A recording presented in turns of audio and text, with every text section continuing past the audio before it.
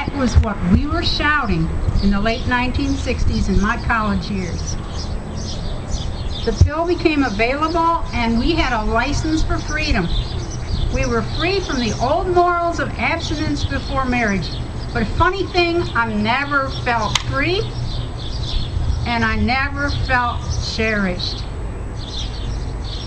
Well, at age 27 and after a 4-year relationship with my boyfriend, my contraceptive failed.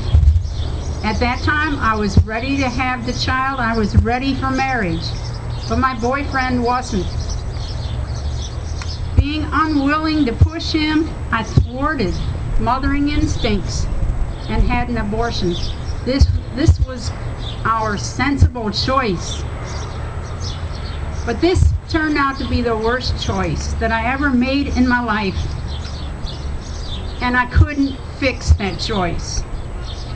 The procedure was painful and violent. It tore my cervix and left me bleeding for 11 days. My cervix had to finally be cauterized, and I was never able to get pregnant again. A mysterious hardened spot arose on my left breast. But worse than all of this was the reality of what I had done. It pulled me into a deep depression. I felt as if I had died with the child. Anger and bitterness rose in me against my boyfriend, and within 3 months, I was gone from his life forever. Make love, not war. Was that love? After I left him, I began emotionally and physically running.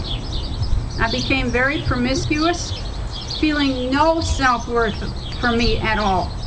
Just a deep, deep sadness and loneliness. I had to fill that loneliness. If I had become pregnant again, I was ready to have another abortion. And in that year, I changed jobs 4 times. For 12 and a half years, I would daily think and rethink about that abortion decision. The trauma followed me up into Canada, and it followed me into marriage. I carefully hid the mood swings that would rage in my body every time that I would go to a baby shower. I would see pregnant women or hold newborns. But worst of all was the anniversary dates of that abortion and the thwarted birth dates of my child. Finally, thoughts of suicide came.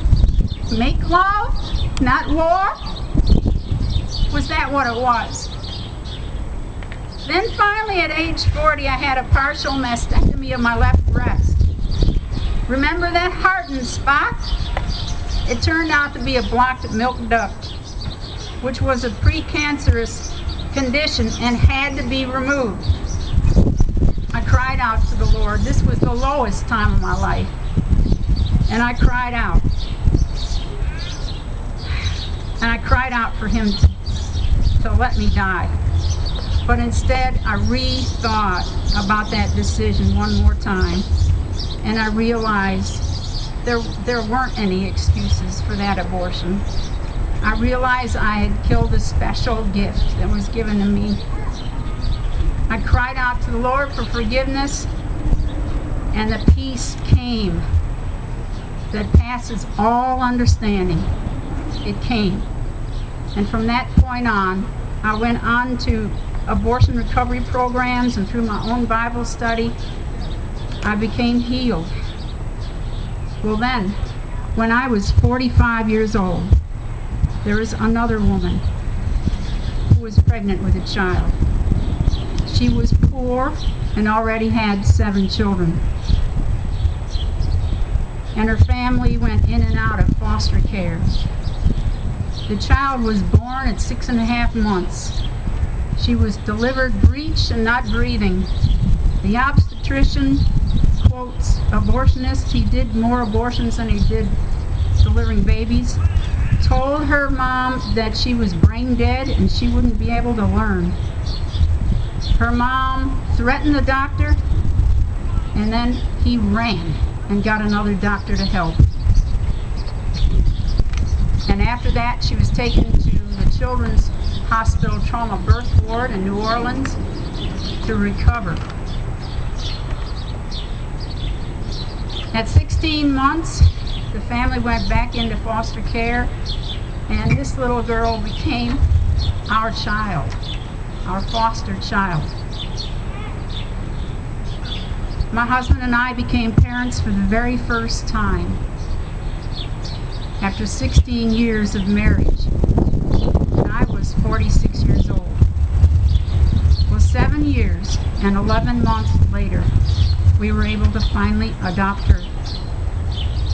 Right now, she is a 20-year-old sophomore at Moody Bible Institute in Chicago and actively speaking out for life in Illinois.